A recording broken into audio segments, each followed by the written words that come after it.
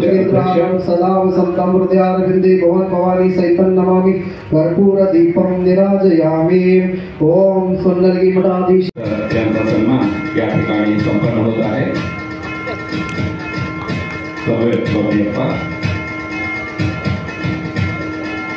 सोबत मागील 5 दिवसापासून सुरू असणाऱ्या या कृषी प्रदर्शनातील सर्व कृषीप्रेमी स्टॉलधारक, कृषी मित्र, शेतकरी बांधव व पशुसंवर्धक या सर्वांचेही हार्दिक स्वागत व अभिनंदन।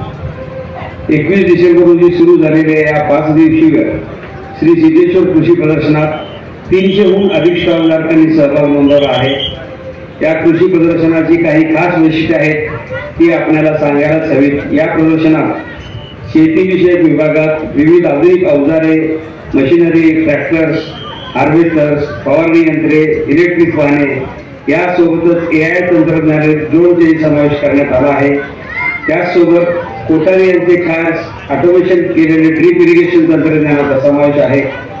जलसिंचनाच्या संदर्भातील आधुनिक तंत्रांचे विविध साधने या प्रदर्शनात ठेवण्यात आली आहेत। या सर्वांसोबतच आपली पारंपरिकता जपत दुर्मिळ होत जाणाऱ्या देशी बियाण्यांचे प्रदर्शन मांडण्यात आले आहे।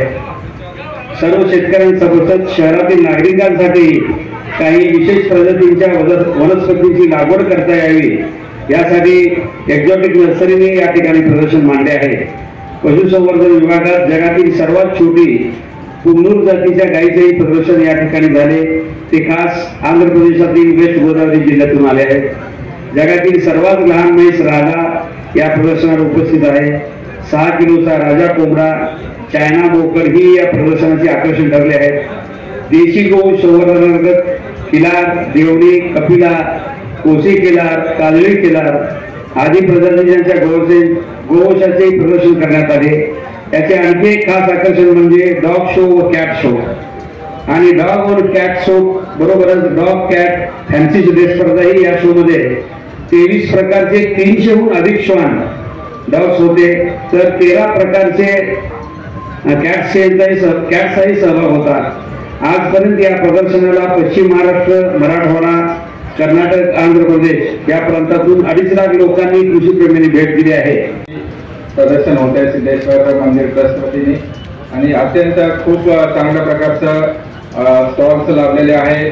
शेतकऱ्यांना एक मार्गदर्शन प्रेरणा होते आणि पूर्ण टीम ट्रस्ट पूर्ण टीम इथं भरपूर मेहनत घेतलेली आहे। वेगवेगळ्या लोकांना तिथं आणण्यापासून शेतकऱ्यांना कसं एक चांगल्या प्रकारचं बियाणं, मशिनरी टू बियाणं टू वेगवेगळ्या टेक्नॉलॉजीज कसं होऊ शकतं, कसं त्यांचं शेतीचं एक उत्पन्न कसं वाढू शकतं हे सगळं इथं प्रदर्शनमध्ये झालेले आहे।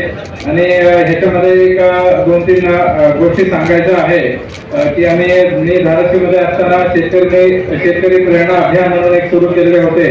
त्याच्यामध्ये आम्ही जे शेतकरींचा वाद असतात, बांधावरती वाद असतील, या शेतकरी आत्महत्या असतील, त्यांचं समस्या दूर करण्यासाठी आम्ही अभियान सुरू केलेले आहे। तेच अभियान आम्ही सोलापूर ग्रामीणचं पूर्ण सगळ्या पोलीस स्टेशनच्या वतीने आम्ही सुरू करणार आहे जेणेकरून शेतकरी आत्महत्या कमी होतील, शेतीचं भांडण असतील, वाद असतील। आता शेतकरी बरेचसे शेतकरी आमच्याकडे पोलीस बंदोबस्त मागतात आणि ते अर्ज बघूनच आम्हाला वाटते की पोलीस कशाला पाहिजे शेतकऱ्यांना, पेरणीसाठी पण कधी पोलीस मागतात आणि कधी काढायला पण हे मागतात।